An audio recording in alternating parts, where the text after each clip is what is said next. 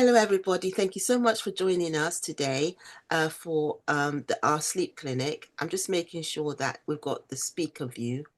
Yeah, we've got, yeah, thank you very much. So we've got Jalpa, and she's sharing her screen, and she's a financial coach and educator. She used to be in, the corporate world, and now she runs a business helping people with their money. And I'm really excited because she knows so much about money. I went to one of the webinars before Christmas, and she helped me with my Christmas finances and saving. So she's very, very good. And I'm so happy to welcome Jalpa. Thank you very much, Jalpa. Over to you, darling. Well, thank you, Yewande. That's lovely. And inviting me to talk today about this really important topic about how financial lives and sleep interact. So financial concerns are among the top causes for stress for adults, and it directly impacts our sleep quality. The relationship between money and rest can affect people across the wealth spectrum. So wealthy individuals can also experience financial anxiety that disrupts their sleep. Excuse me. Understanding the connection between our financial lives and our sleep quality is a first step towards improving our financial well-being and our sleep health.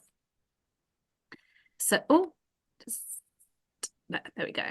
So why do finances disrupt our sleep? Excuse me.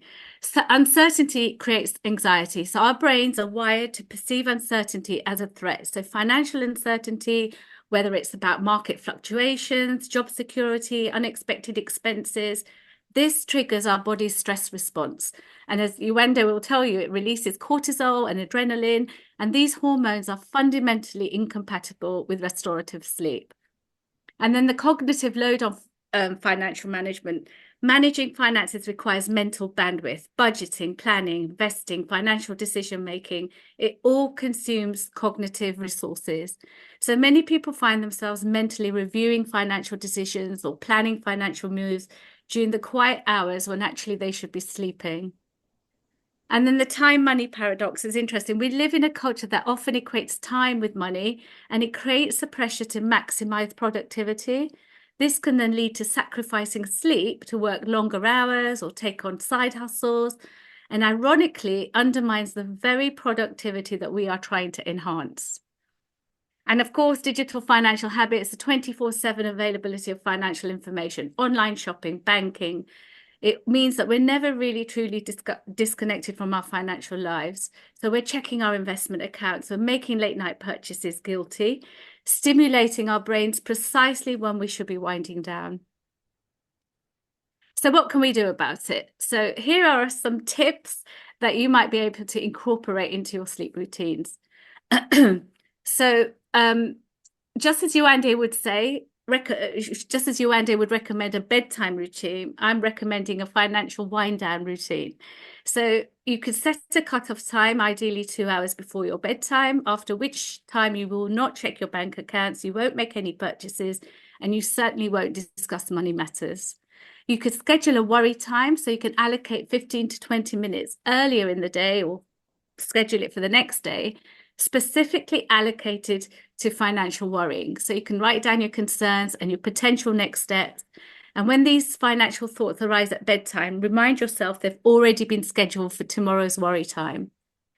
A popular general financial sleep well-being tool is a brain dump journal by the side of your bed, but you can also put your financial thoughts in there as they intrude into your brain as you're trying to sleep. So you can write them down to signal to your brain that it doesn't need to keep cycling through these thoughts to remember them. And practicing financial mindfulness. When financial anxiety strikes, acknowledge it without judgment. Notice where you feel the stress in your body. Take a deep breath and gently bring yourself back to the present moment, to your breathing, to the comfort of your own bed.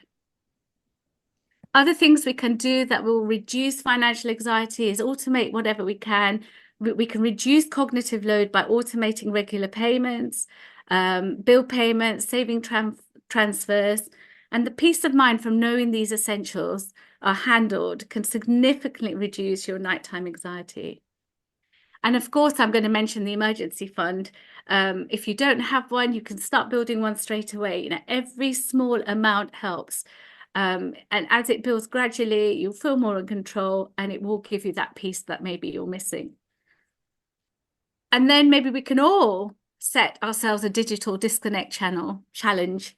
So creating those technology-free times and spaces is crucial for breaking the cycle of financial stress. We are bombarded with notifications that create a sense of urgency around money. We're shopping when we should be sleeping. We're checking investments when we should be sleeping, and it leads to obsessive behavior, especially at times like this when the markets are not doing very well. Most of us are looking, especially if we're nearing retirement age, we're looking at our investments constantly because we're worried. So those are some practical tips. But to finish off, I just wanted to kind of put a different view on the whole kind of relationship between sleep and finances. So modern society often positions sleep as as you know, competitors for a limited time. So in other words, it creates conflict that ultimately serves neither our financial health nor our physical well-being. And the ancient Greeks spoke of something called eudaimonia, and this means that and it applies to many cultures, that true prosperity isn't just about material wealth, but is about living in a holistic sense. So when we sacrifice sleep for financial pursuits, we're actually making a poor investment. The research is very clear. Chronic sleep deprivation, it impairs decision making, it reduces productivity, it increases your healthcare costs, and it shortens your lifespan. So none of these outcomes serve our financial goals at all.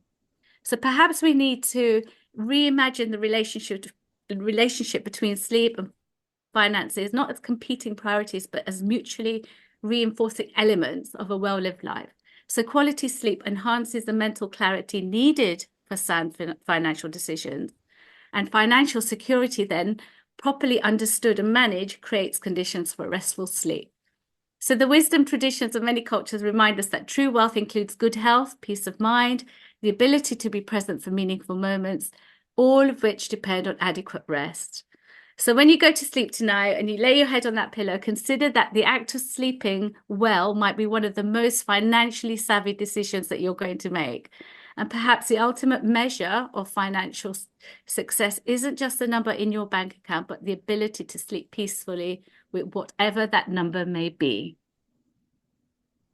Oh, I think I missed the slide there. And that's it. Sorry, can you please go back to the slide you missed? Yeah. Thank you.